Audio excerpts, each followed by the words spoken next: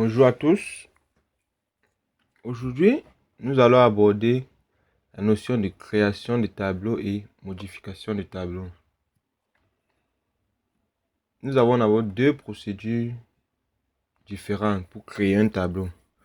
Donc, ici, nous allons faire la première procédure dans cette plage de cellules. Et cette procédure-ci permet de créer un tableau avec un style de base. Donc, pour cela, lorsque j'ai sélectionné la plage comme je l'ai fait, je m'en vais dans l'onglet Insertion. Dans l'onglet Insertion, dans le groupe Tableau, je clique sur Tableau et je vais à ce que la couche Mon tableau comporte des en-têtes soit cochée. Lorsque c'est fait, je valide. Vous voyez que là, j'ai créé le tableau avec un style de base. Et pour reconnaître que c'est un tableau, je dois voir l'onglet Création des outils de tableau apparaître. Donc, lorsque je clique, par exemple, dans une cellule, vous voyez que cet onglet disparaît. Donc, la deuxième procédure maintenant, c'est lors de la création du tableau, je choisis directement le style. Et pour cela, je m'en vais dans l'onglet Accueil. Dans le groupe Style, je clique sur Mettre sous forme de tableau. Donc ici, je choisis directement le style de tableau qui m'intéresse. Je peux prendre celui-ci. Et je valide OK. Donc voilà les deux procédures de création du tableau. Donc maintenant, l'avantage de travailler dans un tableau, c'est quoi? Normalement, le tableau est évolutif. Donc si je veux faire un petit bilan en tenant compte de mes données du tableau, lorsque j'ai créé le tableau, s'il y a une donnée à ajouter, je viens seulement en bas du tableau, je remplis les éléments comme ceci. Et vous voyez que le tableau s'est agrandi. Donc le tableau est évolutif, contrairement à la plage de cellules. Donc je remplis là.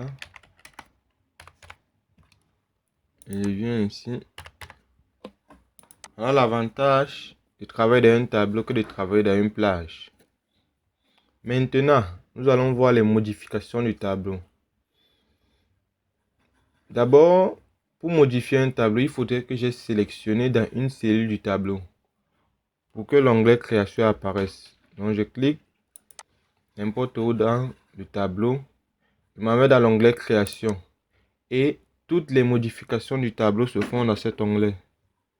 Donc lorsque je suis dans l'onglet création, la première modification que je peux faire, c'est modifier son style. Je peux avoir créé le style, mais ça ne me convient pas. Pour cela, donc, je m'en vais dans l'onglet création. Dans le groupe style de tableau, je déroule là et je choisis le style qui m'intéresse. La deuxième chose, sont les options de style de tableau. Si je veux par exemple une ligne totale tout en bas, dans l'onglet création, dans le groupe options de style de tableau, je peux activer la ligne des totaux en venant cliquer sur ligne totale. Je peux activer le style à la première colonne en cliquant sur première colonne. Je peux activer le style colonne à bande en cliquant sur colonne à bande. Et je peux désactiver le bouton de fil comme je peux faire réapparaître. Là, ce sont des options du style de tableau. Maintenant, l'avantage de la ligne totale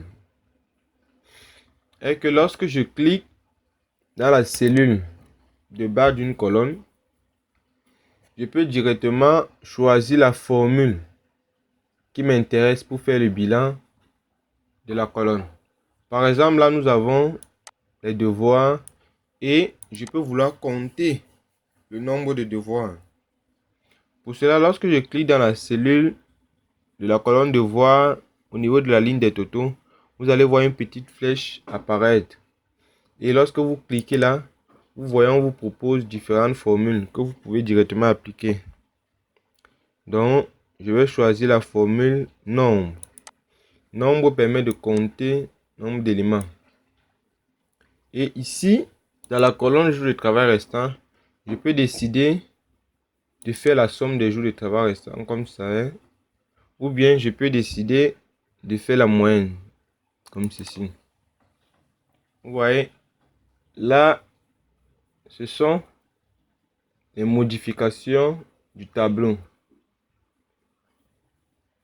Je peux aussi décider de supprimer les doublons. Supprimer les doublons veut dire je vais supprimer les éléments qui se répètent.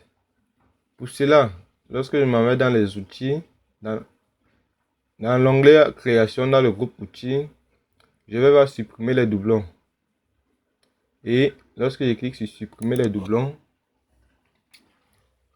ici, je dois veiller à ce que les colonnes groupe devoirs et jours de travail restants soient cochées afin que Excel vérifie exactement que sur toute la ligne, les éléments se répètent avant de les supprimer.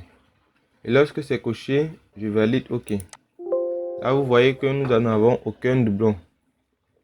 Si par exemple, je venais ici et que je mets groupe 14 et ici, je mets 5 et que je revienne faire la même procédure dans l'onglet création, dans le groupe supprimer les doublons, valide OK. Vous voyez que là, il a supprimé une valeur vu qu'il y avait un élément qui se répétait. Donc, lorsque je valide OK, l'élément Microsoft Word Group 14 à de jours de travail 5 a été supprimé. Merci de m'avoir suivi et pour toute préoccupation, bien vouloir poser vos questions en commentaire. Rendez-vous à la semaine prochaine pour une nouvelle vidéo. Ciao!